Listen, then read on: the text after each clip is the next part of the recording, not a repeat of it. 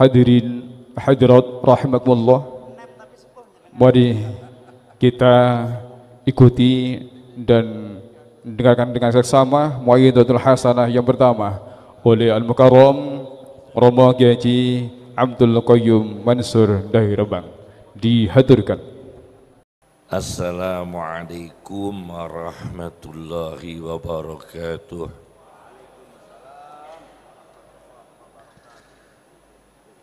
Bismillahirrahmanirrahim. Alhamdulillahi rabbil alamin. Wassalatu wassalam ala sayyidina Muhammadin sayyidil awwalin wal akhirin wa ala alihi wa ashabihi ajma'in, amma ba'd. Yang kami hormati para habaib, para kiai, para masyayikh,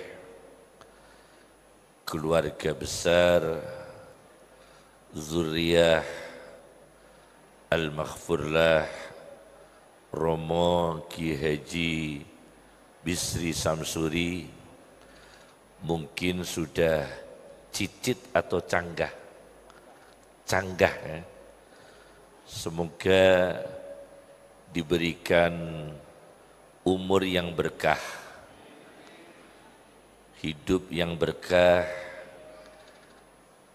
Seluruh hadirin hadirat, Ibu Bupati yang saya hormati, dan para alumni, alhamdulillah Romo Kiai Ubaidillah Sodaqah yang saya hormati. Alhamdulillah kami sedikit banyak mendapatkan cerita dari ayah saya yang sebagai keponakan Mbah Bisri Samsuri. Mbah Bisri Samsuri ini seorang ulama yang sangat faqih. Tentu keintelektualan sebagai faqih itu pasti.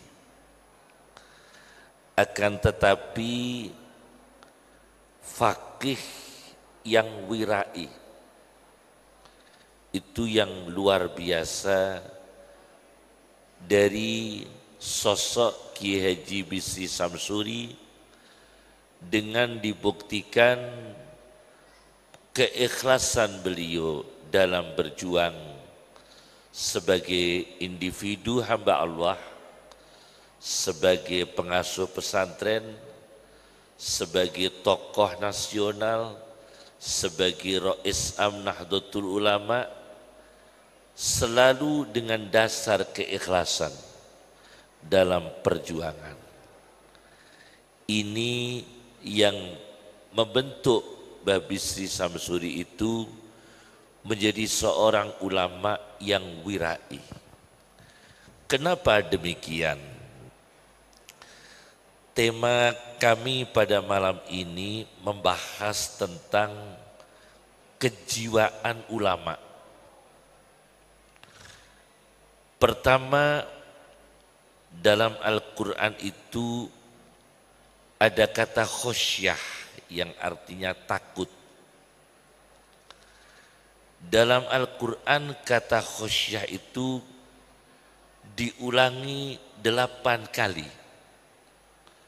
Takut, khawatir. Ada orang yang takut miskin. Al-Quran menyebutnya khosyata imlak, bukan imlek, imlak. Ada Al-Quran khosyata imlak, takut miskin, sampai membunuh anaknya sendiri, menjual anaknya sendiri, bahkan menjual organnya sendiri, saking takutnya miskin. Ini khosyata imlak, Kemudian ada lagi khosyatal infak, takut berinfak, takut bersedekah. Ada orang kaya raya, takut bersedekah. Ada orang yang tidak pernah bersedekah, banyak idenya, cuma ide saja. Ada. Jadi banyak ide. Tidak banyak iurannya, tapi banyak idenya. Jadi ada masjid dibangun, banyak usul, tidak banyak menyumbang. Atau bahkan dia sukanya menyumbang doa saja. Ini juga kadang-kadang indikasinya khosyatal infak, takut bersedekah.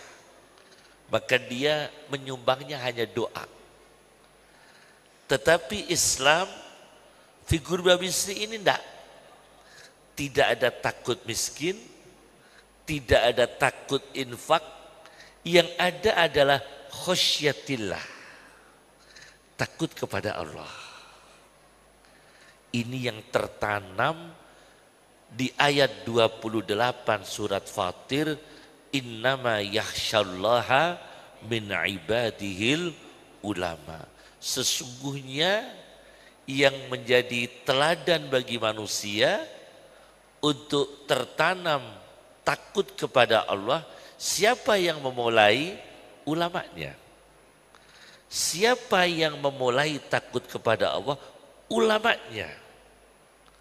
Kalau orang awam mengikuti ulama.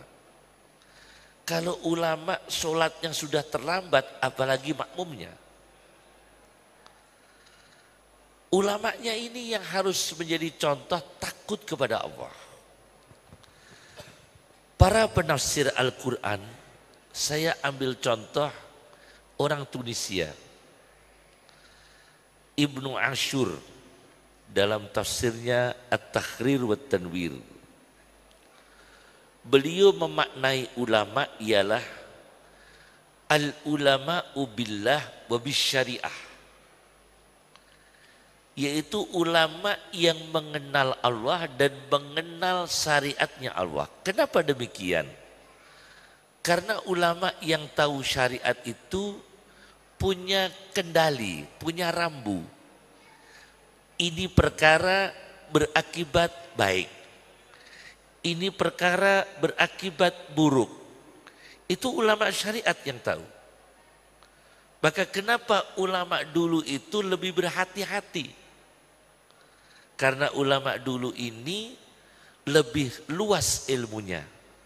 Dengan kadar ilmunya semakin banyak, maka rasa takut kepada Allah semakin tinggi. Rasa takut kepada Allah semakin tinggi, kesalahan itu semakin kecil. Itu ulama. Maka ulama billah wa bisyariah. Kemudian Sayyid Qutb di dalam tafsirnya Fi Dhilalil Quran memaknainya adalah ulama yang dengan takut kepada Allah yakhshawnahu haqqan wa yattaqunahu haqqan wa ya'budunahu haqqan, yaitu ulama yang takutnya betul-betul takut, takwanya betul-betul takwa, dan tentunya adalah ibadahnya betul-betul ibadah. Dan itu sempurna sekali pada seluruh pendiri-pendiri Nahdlatul Ulama. Sangat sempurna sekali. Memenuhi syarat-syarat kriteria ulama yang takut kepada Allah. Bagaimana gambaran ulama takut kepada Allah? Satu ini ya. Ulama takut kepada Allah itu takut membuat gelisah orang. Jadi ciri-cirinya, ulama kok tidak membuat resah orang. Itu takut kepada Allah. Tidak membuat resahnya individu, resahnya jamaah, bahkan resahnya jam'iyah. Ini penting sekali. Jadi ulama yang betul-betul dia menciptakan damai, tidak membuat ketakutan orang, tidak membuat kerisuan orang, takut yang tidak produktif, risau. Saya berikan contoh, Syekh Yasin bin Isa, Syekh Yasin bin Isa Al-Fadani, itu punya guru namanya Syekh Mahmud Hasan Al-Afghani, orang Afghanistan.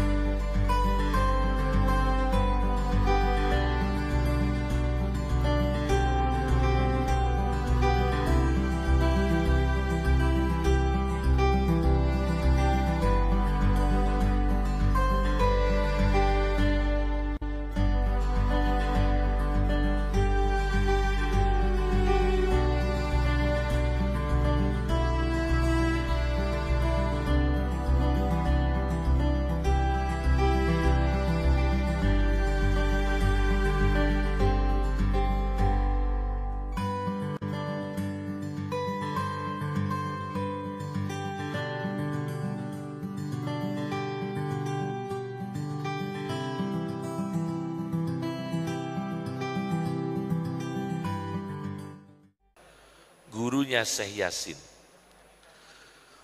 Gurunya Syekh Yasin ini cerita, Pak. Cerita ini penting sekali. Ulama takut membuat resah sosial. Tidak boleh. Ulama itu tidak boleh membuat individu orang itu gelisah. Membuat individu gelisah, organisasi gelisah. Jangan sampai ulama itu membuat organisasi gelisah. Ini ceritanya begini. Imam Abu Hanifah itu berjalan untuk menengok orang sakit. Di tengah jalan itu ada orang yang punya hutang kepada Abu Hanifah, belum bayar.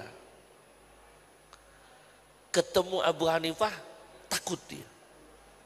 Merasa hutangnya belum bayar, dia gelisah, takut, sembunyi. Hutangnya 10.000 dirham.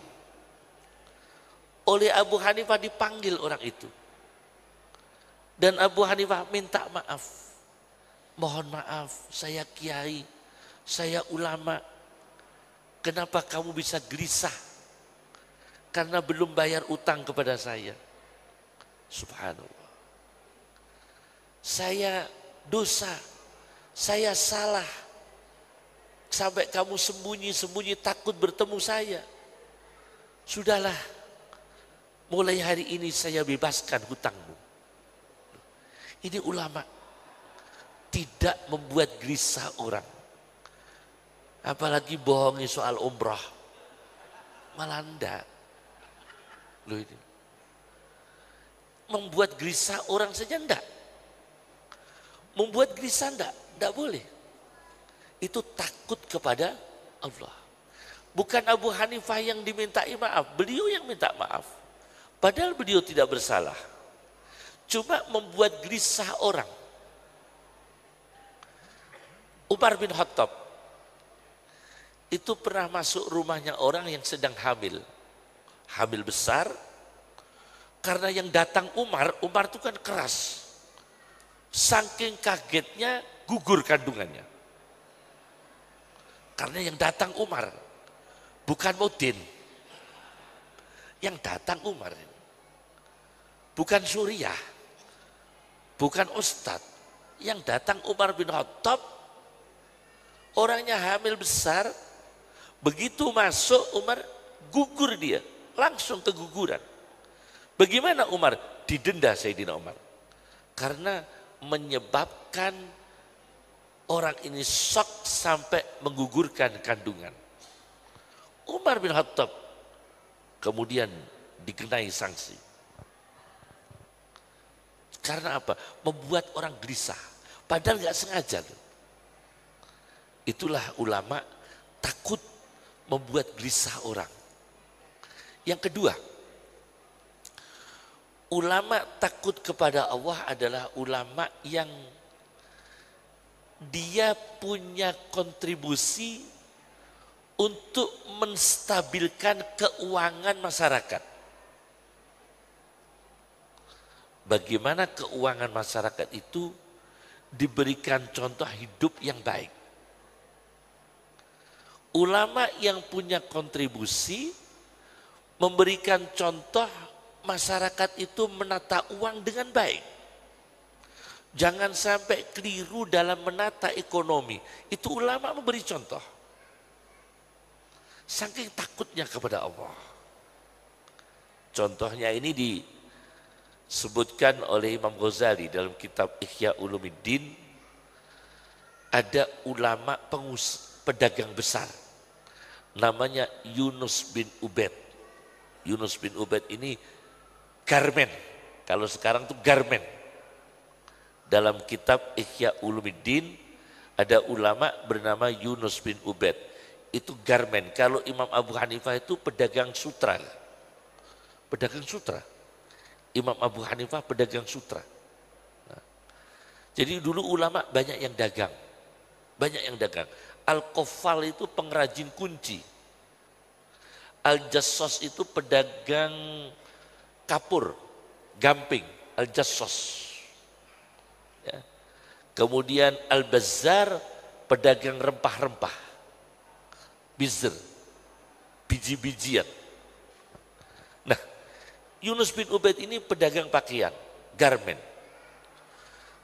Punya pakaian dua harga, yakni beda-beda baju. Satu baju harga 200 dirham, satu baju 400 dirham. Nah, coba ini diperhatikan betul. Ulama takut kepada Allah, cara mengelola ekonomi bagaimana. Yunus bin Ubaid ini sedang keluar, tokonya itu dijaga oleh karyawan. Ternyata ada pembeli tidak pengalaman, badui. Pembelinya badui. Baju seharga 200 dirham dibeli 400 dirham. Oleh yang jaga sudah dikatakan harganya tidak sampai 400, cuma 200. Enggak, saya saking senengnya. Orang badui, lugu, polos, tidak kenal money politik ini orang. Polos sekali ini. Lugu. Nah, ini harganya cuma 200 dirham. Enggak, saya pokoknya beli 400 dirham. Sebab di kampung saya 500 dirham. Akhirnya dibeli 400 dirham. Di tengah jalan bertemu dengan seorang ulama yang punya toko itu, Yunus bin Ubaid. Ditanya, kamu beli di tokonya Yunus bin Ubaid? Saya sendiri yang punya toko. Dikasih harga berapa? 200, tapi saya tetap beli 400. Saking senangnya, tidak bisa. Tetap saya kembalikan 200. Begini. Untuk menjaga sirkulasi ekonomi, moneter itu stabil. Jadi ulama takut kepada Allah. Jangan sampai gelisah masyarakat ini soal moneter. Jangan sampai gelisah. Maka Rasulullah itu pernah, Mas Muhaimin, pernah Rasulullah itu diminta membuat tabel harga ekonomi. Pernah Rasulullah itu diminta membuat tabel harga ekonomi. Terong harganya berapa, beras berapa, tepung berapa, kemudian apa itu jagung berapa. Rasulullah nggak mau, nggak mau saya. Ini bukan bagian saya. Saya takut ada orang yang merasa saya rugikan. Saya naikkan, mungkin konsumen merasa untung, produsen rugi, atau sebaliknya. Saya turunkan harga, produsen rugi, konsumen untung. Tidak mau saya. Akhirnya Rasulullah tidak mau membuat tabel harga. Inna waha wal musa'ir. Allah yang menentukan harga. Bukan saya. Sunnatullah yang menentukan harga. Itu pernah disabdakan Rasulullah SAW. Saking takutnya kepada Allah sampai tidak mau Rasulullah mencampuri harga-harga yang ada di masyarakat. Termasuk Yunus bin Ubaid, bajunya harga 200 diberi 400 dikembalikan. Itu takut kepada Allah. Yang ketiga, ulama takut kepada Allah ialah berkontribusi untuk bangsa dan negara, moral maupun material. Ini mudah-mudah. Moral maupun material, ulama itu. Ini pernah diberikan contoh Izzuddin bin Abdissalam. Izzuddin bin Abdissalam itu diceritakan dalam kitab Tabaqatul Mufassirin karya Ad-Dawudi. Ketika Damaskus mengalami krisis ekonomi, mahal semua. Bayangkan, krisis ekonomi. Arab itu dulu kalau krisis ekonomi, sampai makan itu daging manusia. Kanibal. Sampai makan tulang manusia. Sampai makan darah manusia. Itu di Arab.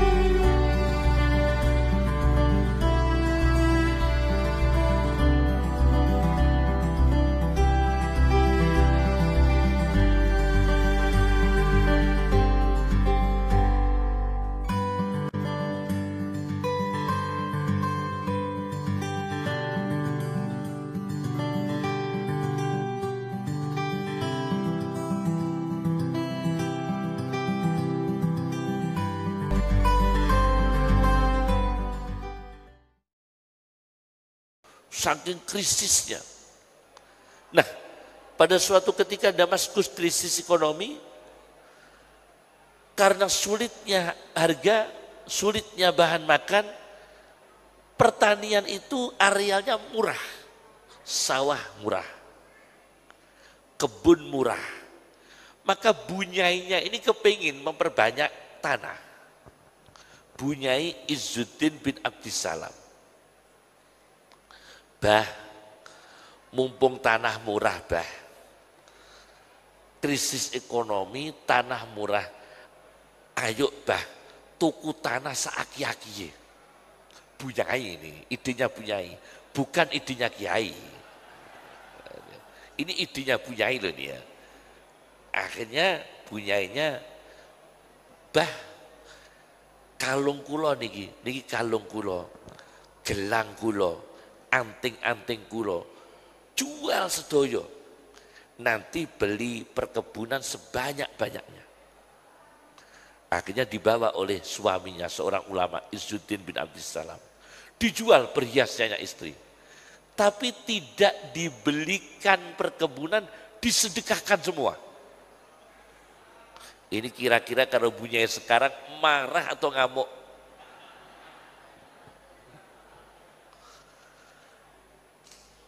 Disedekahkan semua. perhiasan istrinya itu dijual oleh Izzuddin bin Abdissalam karena rakyat sulit makan, disedekahkan semua. Apa kata istrinya? Tepat panjenengan, jazakallah khairan.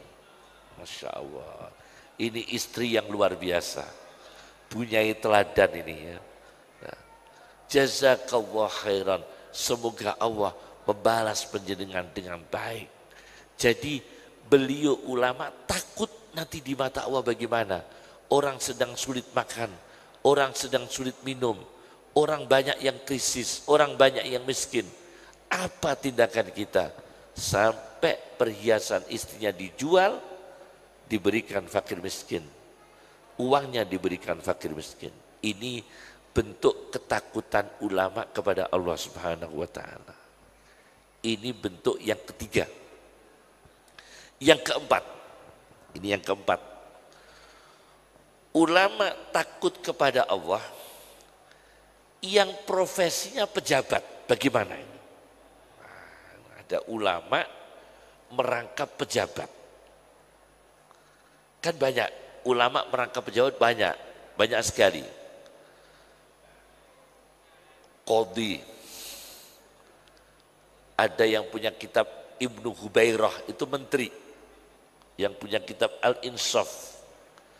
Al-Mawardi, yang punya kitab An-Nukat wal Uyun, Al-Ahkamus Sultaniyah, itu juga pejabat.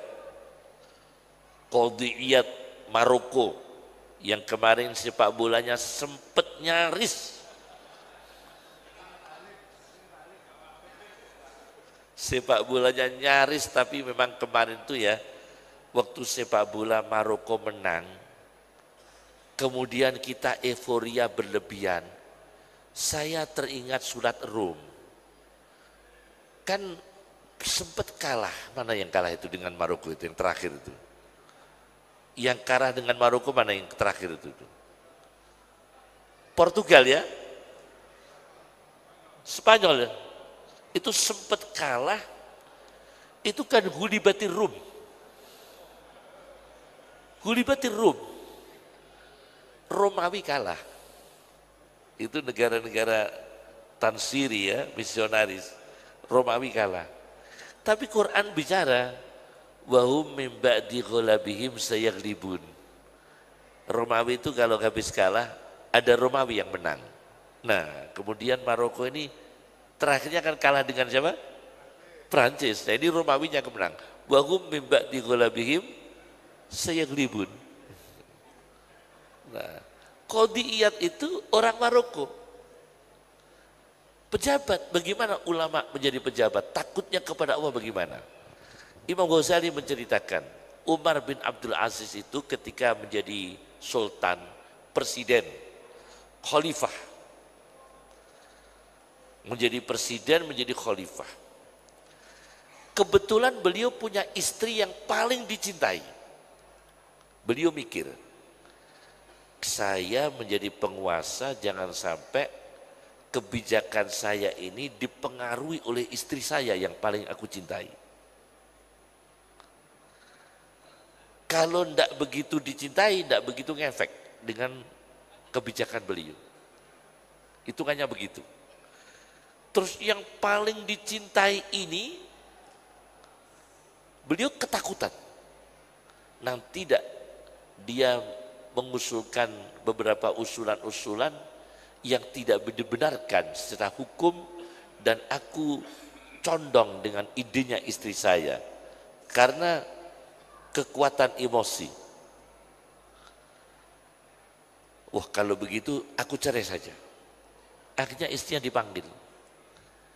Karena saya takut nanti keadilan saya terganggu, maka terpaksa kamu yang paling aku cintai, aku ceraikan. Loh, ini kan berat itu. Tapi adegan ini jangan seluruhnya ditiru ini ya. Adegan ini. Kita tiru kehati-hatian beliau ketika menjadi pejabat itu sangat takut akan tidak adil. Tapi insya Allah ada pemimpin yang adil di tengah-tengah kita. Insya Allah. Jangan skeptis, keraguan, kemudian kita bimbang, insya Allah Allah akan memilihkan orang terbaik. Asal ulama bicara, wirai seperti kepribadian Mbah Bisri Samsuri. Maka ulamanya itu berpunya haibah, punya wibawa, punya karisma, aura. Nah, jadi punya wibawa, punya haibah. Ya. Ini ketakutan, saking takutnya. Kemudian ada lagi ulama yang itu dari nomor berapa itu takut ketika dia menjadi pejabat. Ini nomor 3 ya, gambaran takut kepada Allah. Ketika dia menjadi pejabat, saking takutnya tidak adil, istri yang paling berpengaruh pola fikir beliau diceraikan. Umar bin Abdul Aziz radhiyallahu anhu. Kemudian yang keempat, takut kepada Allah diwujudkan dengan keprihatinan masyarakat bangsa itu jauh dari agama. Itu prihatin. Masyarakat jauh dari agama. Itu ulama punya keprihatinan. Bentuk takutnya kepada Allah. Prihatin. Anak jauh dari agama. Subhanallah. Sekarang itu kan anak kecil kan hafal Quran. Anak kecil kan hafal Quran. Itu pernah saya bahas dengan seorang dokter dari Yarsi. Bagaimana anak kecil sekarang tuh hafal Quran. Itu sebetulnya ya baik-baik saja. Cuma harus diwaspadai nanti ini populasi ulama menurun atau bertambah. Karena kelelahan. Kecil hafal Quran kan lelah. Akhirnya secara psikologis sampai beberapa jenjang belasan tahun dia sudah berat untuk bertafaqquh fiddin. Berat. Kalau teori dulu enggak. Kecil hafal Quran dulu. Itu teori dulu. Imam Syafi'i 7 tahun hafal Quran. Imam Bukhari, Imam Ibnu Sina 10 tahun hafal Quran. 7 tahun Abdullah bin Mubarak 4 tahun hafal Quran. Itu bang iya. Tapi kalau teori sekarang ini kan belum terbukti. Anak-anak kecil hafal Quran nanti lelah. Umur berapa dia berat. Bertafaqquh fiddin itu berat. Maka dulu ulama jarang yang hafal Quran. Ini mohon maaf ini ya. Ulama-ulama dulu jarang yang hafal Quran. Ulama Indonesia khususnya. Yang alim-alim itu jarang hafal Quran.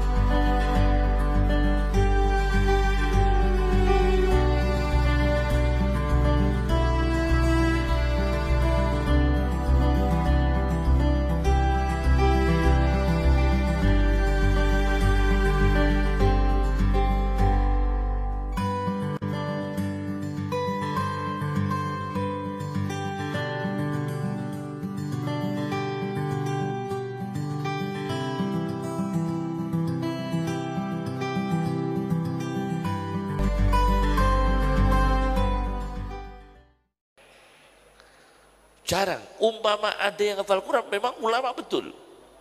Betul-betul ulama. Ki Munawir Jogja betul-betul ulama. Seorang betul-betul ulama. Tapi sekarang ini kan saking banyaknya anak kecil hafal Quran. Ini nanti lebih banyak memproduksi ulama atau lebih banyak memproduksi orang hafal Quran. Maka harus bukan diwaspadai, saya ralat, harus disempurnakan. Metodenya harus disempurnakan. Karena banyaknya orang hafal Quran, ini penting sekali, jangan sampai mengurangi produksi ulamanya. Jangan sampai mengurangi jumlah keulamaan. Tapi insya Allah di Indonesia ini ulama semakin banyak. Banyak, tidak menurun. Al-ilmu nurun, ilmunya yang nurun. Ilmunya yang menurun, ulamanya tidak menurun. Jangan sampai jauh dari agama. Ulama dulu sampai punya kitab berjudul tentang membahas tentang hukum karma. Ada satu kitab berjudul Al-Jaza min Jinsil Amal. Kitab tentang hukum karma. Bagaimana orang hukum karma itu? Orang itu punya pengetahuan. Jauh dari agama. Itu akan mengalami kesengsaraan. Akan mengalami kesengsaraan.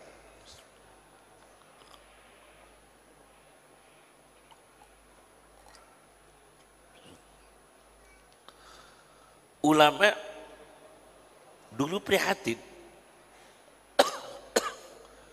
Orang jauh dari agama.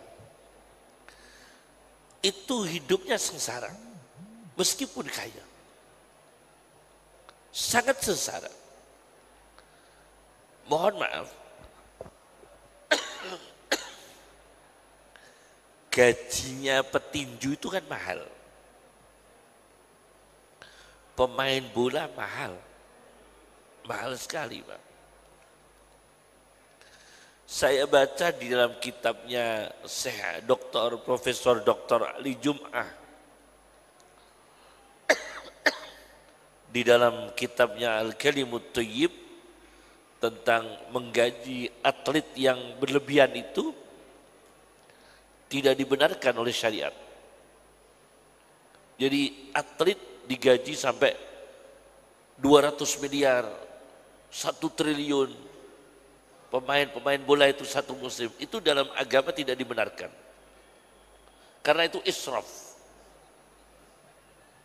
Itu dalam kitabnya Profesor Dr. Ali Jum'ah, Al-Kalimut Thayyib dalam fatwanya.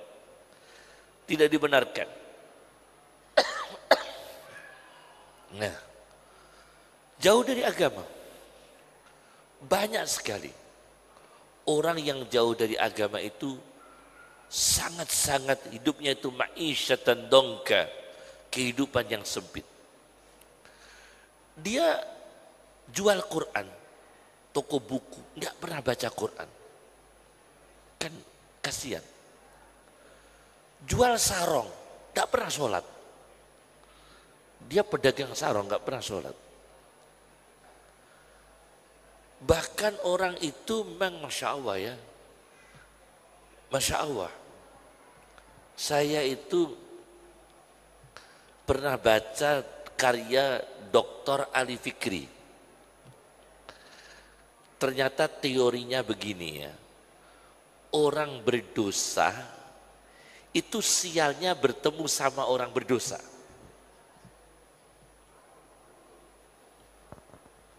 Ada 2 kasus, satu kasus diantaranya. Ada pencuri, diceritakan oleh Dr. Ali Fikri, orang ahli dosa kalahnya sama dengan orang ahli dosa. Sialnya. Ada seorang pencuri bertemu anak kecil di satu sumur. Jadi cerita ini ya.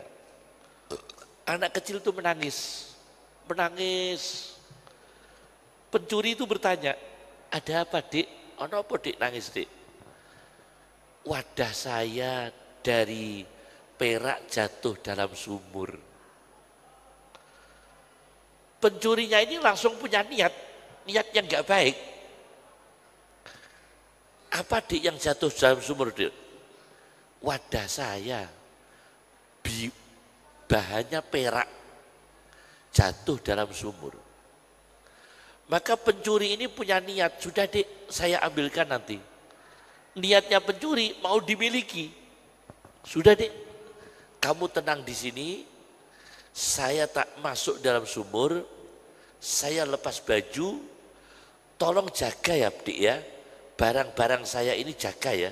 Ada dompet saya, ada tas, ransel, logistik, jaga semua ya. Saya tak masuk dalam sumur, ngambilkan barangmu yang jatuh dalam sumur. Tapi niat pencuri mau dimiliki. Begitu masuk dalam sumur, tidak ada barang itu. Perak itu tidak ada. Keluar dari sumur, dompetnya hilang, tasnya hilang. Dibawa lari anak kecil itu. Dibawa lari oleh anak kecil itu. Kata pencurinya, Masya Allah saya ini pencuri, kalah karo mbae maling. Aku iki maling kok ketemu mbae maling. Ini berarti orang berdosa itu sialnya dengan orang berdosa. Filosofinya begitu. Ada lagi kasus. Kasus ini tentang hakim, seorang hakim. Maka jangan jauh dari agama ini ya. Seorang hakim nih. Hakim ini diceritakan oleh Imam Suyuti dalam kitabnya Syarhus Sudur, sebuah kitab kajian tentang kuburan, namanya Syarhus Sudur. Itu kitab bagus sekali, khusus kajian tentang kuburan. Nah, di dalam kitab itu ada seorang hakim, monggo Bu Khofifah. Ada seorang hakim hidup di zaman ada pencuri spesialis kubur. Ada perampok khusus kuburan. Mencuri organ kubur, mencuri kafan kubur, mencuri ulesnya kubur, mencuri apa yang bunder itu apa itu yang gelu ya. Pokoknya benda-benda kuburan, pencuri benda-benda kuburan. Nah, hakim ini takut. Maka hakim itu berkata kepada pencuri, wahai pencuri kubur, mumpung saya masih hidup, tolong ya, nanti kalau saya mati jangan ganggu ya, jenazah saya jangan diganggu. Saya bayar sekarang. Ini pernah terjadi itu, seorang hakim. Tolong kalau nanti saya mati, kamu kan pencuri kubur. Iya, di kota ini saya terkenal pencuri kubur. Tapi saya ini seorang hakim tinggi dia. Saya nanti kalau mati jangan diganggu jenazah saya. Saya bayar sekarang. Akhirnya perjanjian tertulis, uang dikasihkan pada pencuri kubur itu dengan catatan jenazahnya sudah tidak diganggu. Akhirnya hakim agung ini meninggal dunia. Kata pencuri kubur, kontraknya sudah habis. Dulu, sekarang. Kontraknya sudah habis, kata pencuri kubur itu. Akhirnya hakim agung dikubur, pencuri itu membongkar kuburnya.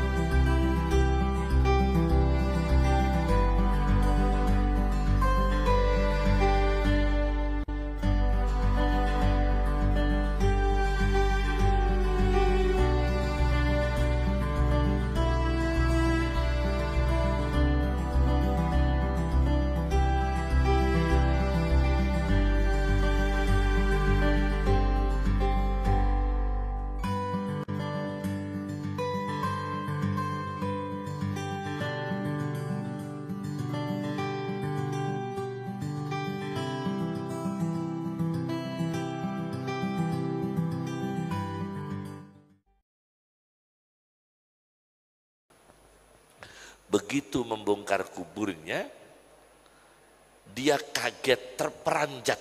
Mayitnya itu terperanjat. Kemudian mayitnya itu menampar dengan jari-jarinya 5, tembus mata. Mata sampai berlubang ke tengkuk belakang. Jadi dicakar oleh mayitnya. Mayitnya ini hakim agung. Mayitnya ini hakim agung. Menampar pencuri kubur itu. Persis mata, kemudian berlubang ke belakang tengkuk itu, tengkuk belakang, tembus. Jadi dia hidup tanpa mata. Dari belakang bisa lihat depan, dari depan bisa lihat belakang. Tembus. Ini ditulis oleh Jalaluddin Asyuti. Berarti dia pencuri kubur tersiksa oleh mayit. Tapi ketika pencuri kubur itu diwawancarai setelah matanya berlubang, dia cerita, aku dapati hakim agung itu juga disiksa dalam kuburnya. Jadi hakim agung itu juga disiksa dalam kubur, juga mencakar pencuri kubur. Ini berarti orang dosa kalah bertengkarnya sama-sama orang berdosa. Penjahat ketemunya penjahat ini. Maka jangan jauh dari agama. Kemudian ada sebuah kitab tentang hukum karma, Al-Jaza min Jinsil Amal, karya Dr. Husain Al-Affani. Di situ diceritakan bahwa namanya Mustafa Kamal Tatruk itu kan yang menghapus Wuzarah Syariah, Kementerian Agama, Wuzarah Auqaf, Kementerian Wakaf, Madrasah Diniyah dihapus semua di Turki. Terakhir dia mengalami sakit yang berat, fibrosis pada livernya, mengalami talayuf, bahasa Arabnya fibrosis, istilah kedokterannya itu fibrosis, bahasa Arabnya itu talayuf pada kabid, pada livernya, dan akhirnya mengalami istisqa. Istisqa itu busung air, bukan mencari hujan, itu nama penyakit ini ya. Istisqa itu busung air. Akhirnya dia mengalami busung air dan meninggal dunia. Itu dialami oleh Mustafa Kamal Tatruk. Nah, ini karena jauh dari agama. Sampai Azerbaijan dijual. Azerbaijan dijual oleh Mustafa Kamal Tatruk kepada Rusia. Ini juga mengkhianati negara. Jauh dari agama. Akhirnya Al-Jaza min Jinsil Amal. Ada buku kitab tentang membahas khusus hukum kualat. Kualat itu dibahas 2 jilid. Dr. Husain Al-Affani, keturunan Sayyidina Utsman bin Affan radhiyallahu anhu. Ini yang kelima. Yang keenam, ketakutan ulama kepada Allah diwujudkan dengan cara pandang ulama terhadap dunia. Bagaimana itu? Mbah Bisri Samsuri, pola fikirnya, pola pandangnya terhadap dunia. Mbah Hazim Asy'ari, pola pandangnya terhadap dunia. Mbah Abdul Wahab Hasbuah, pola pandangnya kepada dunia.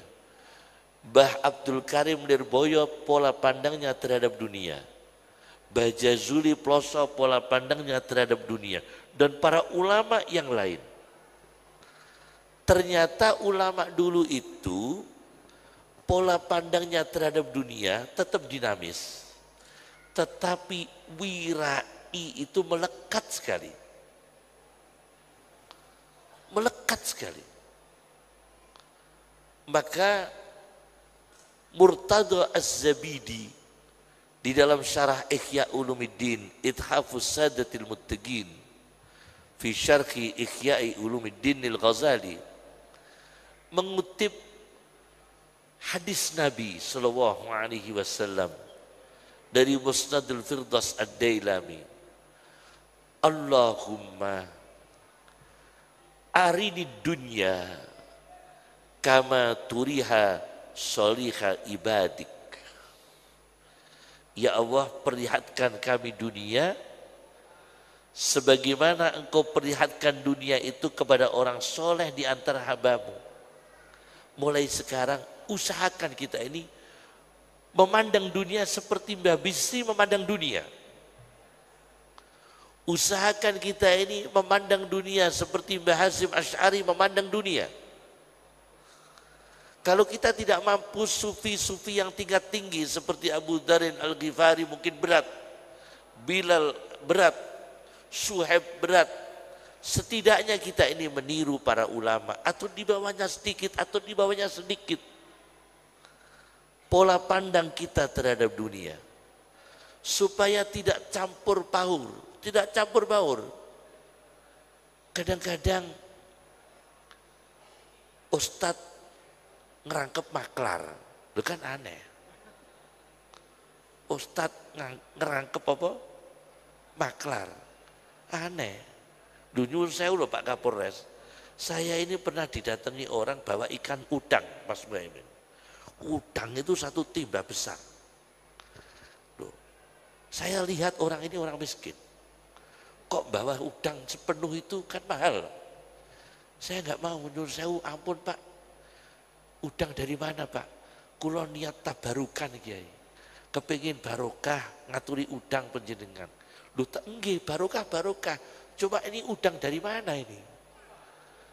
Manjada wajada atau dari mana ini? Akhirnya dia cerita, nggih Yai, tadi itu ada truk guling muat udang. Ada truk guling muat udang. Truknya guling muat udang. Nah, saya ikut mengambil Yai, tapi saya masih ingat Kiai. Loh ini rezeki yang tidak sahih ya seperti itu. Ini rezeki dhaif itu ya. Rezeki yang tidak sahih. Ulama harus berhati-hati seperti ini. Ini rezeki yang sirkulasinya tidak sahih. Kan tidak sahih ini. Tidak dibenarkan. Masya Allah. Mending saya pernah bertemu pengemis. Memang filosofinya itu memang berat. Ketika Anda membawa 2.000 rupiah, itu lebih bisa memberi loh daripada 100.000 rupiah. Coba kalau Anda itu dompetnya 100.000 semua, ketemu ke pengemis itu bisa ngasih enggak? Malah enggak bisa ngasih. Coba kalau bawanya cuma 2.000, 4 biji, bisa ngasih enggak? Bisa ngasih. Tapi kalau 100.000 50 biji, enggak bisa ngasih. Nah saya ketemu pengemis. Nyuwun sewu Pak, boten-boten receh. Kulo susui Pak, lu kok bisa nyusui?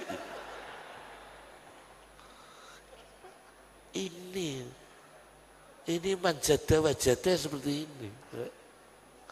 Ini manjada wajada, bisa nyusui. Nah, artinya begini, jadi kita ini pola pandang kita terhadap dunia, jangan sampailah kita ini diberi Allah ilmu sedikit-sedikit tahulah agama bagaimana, halal bagaimana, haram bagaimana. Alhamdulillah ulama kita menuntut kita ya, meskipun wirai kita yang gak setinggi ulama-ulama dulu, tapi setidak-tidaknya itu ada kehati-hatian, Subhanallah. Luar biasa Pak, orang dulu itu hati-hati sekali. Sampai ya orang dulu itu sangat hati-hatinya, kewiraiannya, pola pandang para ulama dulu terhadap dunia. Sampai kalau rezeki itu melimpah Pak, rezekinya para ulama itu melimpah. Cuma beliau memberikan uswah kepada umat, beliau bekerja. Untuk memberikan contoh kepada umat, teladan beliau. Imam Abu Hanifah bukan tidak tawakal beliau. Tapi beliau jualan baju, kain sutra. Masya Allah. Seorang ahli tafsir dan ahli gramatika Arab, Az-Zajjad, pengusaha kaca. Az-Zajjad itu dari kata zujajah, kaca. Pengusaha kaca. Yang punya kitab tafsir Quran itu. tafsir Quran. Itu Az-Zajjaj, pengusaha kaca. Ini kita tiru, Pak. Karena apa? Kehati-hatian beliau. Pola pandang beliau terhadap dunia. Yang terakhir, karena sudah sambutan-sambutan, nanti diteruskan sambutan dan Kiai Ubaidillah Sodaqoh sudah rawuh, pidato terlalu lama makruh mughalladah. Jangan terlalu lama ya kami ya. Mohon ngapunten Bu Munjidah, ngapunten. Yang terakhir, ulama takut kepada Allah itu diwujudkan dengan bentuk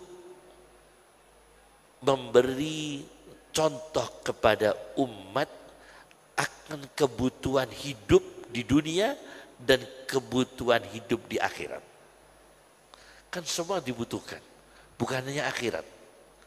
Kebutuhan hidup di dunia, kebutuhan hidup di akhirat.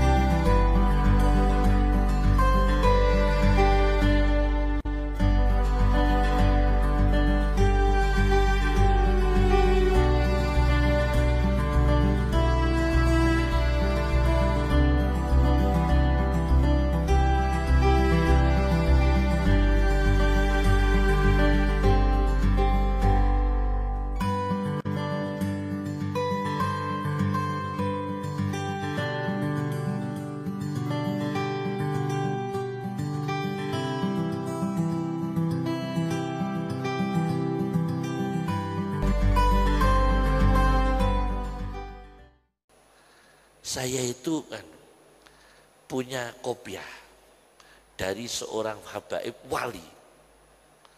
Kata yang beri saya, kopiah ini Gus, kata yang beri saya ini dari ulama Yaman.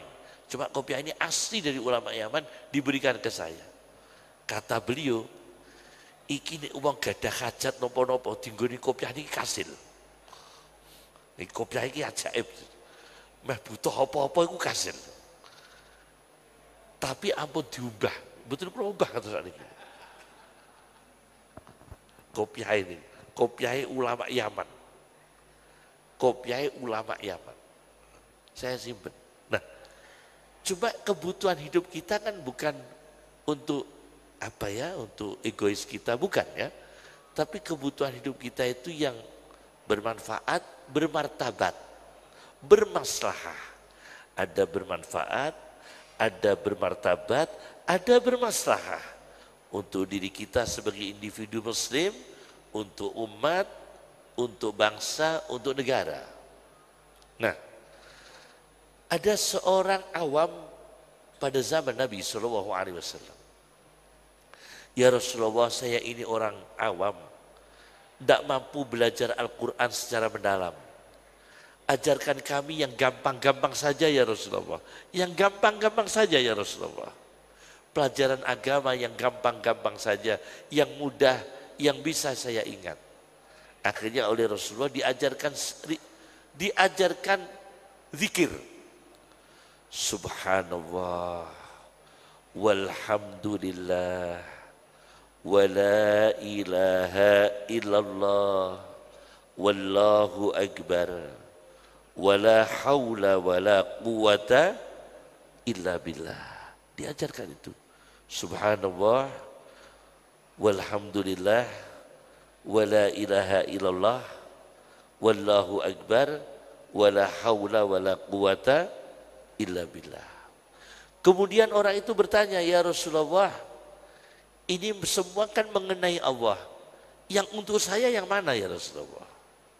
Subhanallah, maha suci Allah. Kan itu Allah, bukan saya. Subhanallah, walhamdulillah, segala puji bagi Allah. Allah. Wala ilaha illallah, dan tiada Tuhan selain Allah. Allah lagi. Wallahu akbar, Allah maha besar. Wala haula wala quwata illa billah, dan tiada daya dan kekuatan melainkan dengan ketentuan Allah. Itu semua mengenai Allah. Dan untuk saya yang mana ya Rasulullah? Maka Rasulullah mengajarkan ini, kebutuhan kita. Allahumma arhamni wa'afini wahdini warzuqni. Cukup sudah itu. Allahumma arhamni, ya Allah, berikan rahmat kepada kami supaya kami bisa kasih sayang sesama manusia, terhadap alam semesta, terhadap orang lemah bisa empati,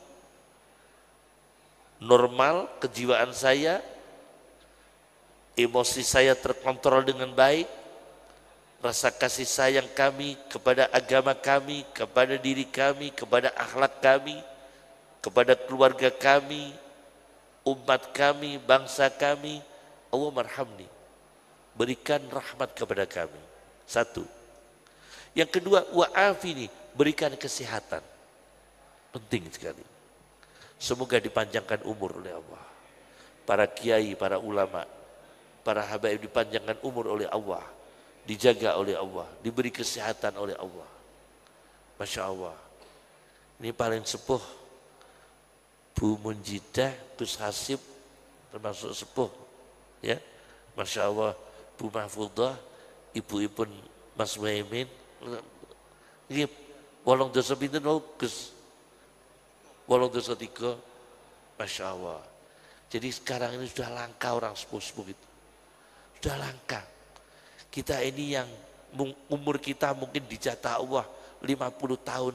Sekarang sudah 49 tahun, 11 bulan, 29 hari. Berarti kurang 1 hari.